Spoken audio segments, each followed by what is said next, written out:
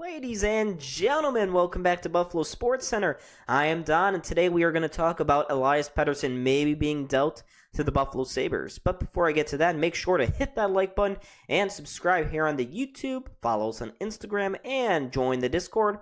All of those links are down in the description box below. Now let's get talking to some trades. And you are reading this correct. Yes, Elias Pettersson could be dealt by the Vancouver Canucks now, maybe later in the season, well, definitely before the trade deadline, or maybe even this offseason. But let's talk about who he is as a player and how we've gotten here first. And if you haven't heard already, over in Vancouver land, there is some major locker room beef happening between JT Miller and Elias Pettersson. Apparently, it's gotten so bad to the point where Elliotte Friedman is now claiming that neither of these players, maybe one of these players get dealt. But either way, the Canucks are open to making a trade to send one of their or both of their star forwards away. And that's quite the escalation. And it kind of reminds me a little bit of Jack Eichel and Ryan O'Reilly way back in 2016, 2017 era. When they were beefing, that spilled over into the national media, and eventually Ryan O'Reilly got traded. I mean, he only got traded after saying that he lost the love of hockey. That was pretty damning then, but I'm sure the beef with Eichel had something to do with things. And now it's led to the Canucks. They've kind of stalled a little bit. They're still in a playoff spot, and they made the playoffs and actually won a playoff round last year. So it's really interesting to see how their locker room sort of just collapsed. And they even bought this past offseason, so even more reason to be just in awe as to how these guys cannot be professionals, they can't handle their business, and to see how bad it's gotten is quite sad. But for JT Miller, he's been heavily linked to the New York Rangers. Maybe there's a reunion on the cards there, but we're not focusing on him in this video because out of these two, Elias Pettersson is the more ideal trading option here for the Buffalo Sabres. And I say the Sabres, but it's not like the Sabres are the only team that Elias Pettersson could go to. Realistically, there are 20 teams across the NHL that would love and could possibly trade for Elias Pettersson. But let's get into talking about what's happened with him this season. So, over the last few years, he's reached 100 plus points. He led them to the playoffs. He's been over a point-per-game player each of the last 3 seasons, but this season he's kind of taken a tiny step back. Now, I say tiny step back, but he would still be probably the point leader on the Buffalo Sabres right now with 28 points in 34 games played. So he's still been very good, and he could easily slot in as the Sabres' top center. The problem is, Kevyn Adams, we've known that he will not make a trade. He is not a very bold or calculated man. There was actually a tweet a couple of days ago in regards to how he views Dylan Cousins and Mattias Samuelsson still as non-starters in trade talks. I mean, that's crazy. That is absolutely crazy because Dylan Cousins would be a perfect fit in Vancouver. See, the Canucks, for Elias Pettersson, they would need a top 6 center to maybe kind of replace him, a top 6 winger, a top prospect, or maybe even a first-round pick. And luckily for the Sabres, you have all those pieces already. Noah Ostlund, Isak Roseyan, Jack Quinn, Dylan Cousins. Your 2025 first-round pick is going to be high. You could have a top 10 protected, but that's probably a silly move considering that the Sabres are probably going to be picking inside the top 10 again this offseason.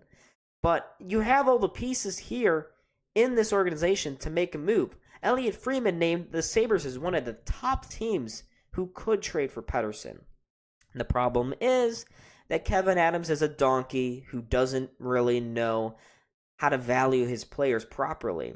I mean, the man sat there this past offseason, refused to make any major dissections to the Sabres' top 6 forward core or bringing in a top 4 D-man partner for Owen Power. He thought that they could work things out on their own. Maybe some bounce-back seasons were in play.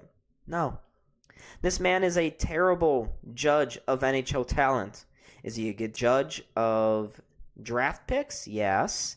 Of minor league players? Yeah. You could say so. But NHL level players, he is not good at judging them. Typically, he overvalues his own roster, which is why we haven't seen him make a trade up to this point. But I digress. Elias Pettersson would fit perfectly in Buffalo. I mean, imagine this, folks. Elias Pettersson is your top-line center. Tage Thompson, your second-line center. Right there. That is so much better than what we currently have of just Tage Thompson and a very inconsistent and frustrating Dylan Cousins. And then you have Yuri Kulik take over the third-line center role, which I don't know about you, but the rookie seems to be ready for it. He's been playing lights out this season. He's been one of the Sabres' top players, and I think he is very much in line to take over this role. Then you also have Ryan McLeod and Peyton Krebs to be your depth options for that fourth line role. But Elias Pettersson would fit perfectly. Pettersson, Thompson. You also keep Tuck. Maybe you bring in Mitch Marner next offseason. And right there, you have a very good top six. That is, right there, a much better top six than what the Sabres currently have. Elias Pettersson is a playmaker, a goal scorer. He's the total package. He's a franchise center. And he's also pretty decent buds with Rasmus Dahlin. So he would be perfect in Buffalo. I would hate to see Elias Pettersson go to another team and we see Kevin Adams once again do nothing. Because he's a long-term first-line center. And I haven't even mentioned this. So we heard a few months back about how Kevin Adams didn't pull the trigger on a Marty Necas trade, star forward, winger for the Carolina Hurricanes, because he refused to sign a long-term deal to whichever team he'd be traded to. But that's not really a problem here with Elias Pettersson. That should not be a concern for Kevin Adams. Because for Elias Pettersson, he's under contract for another 7 years, His cap hit's pretty high, but when you're sending back Dylan Cousins, you only have a net gain or net decrease in cap space of $4 million, so I don't really see the hurt there. But here's another big deal about his contract. Right now, at the time of this recording, Elias Pettersson has no trade protections in them. None. There's no move clauses, no trade clauses, nothing. He is totally unprotected and could be traded anywhere by the Canucks without a say. Now, given the Sabres' long-term turmoil and lack of winning, they are on many of these teams' no-trade lists. But you wouldn't even have to worry about that with Elias Pettersson and his contract until the summer.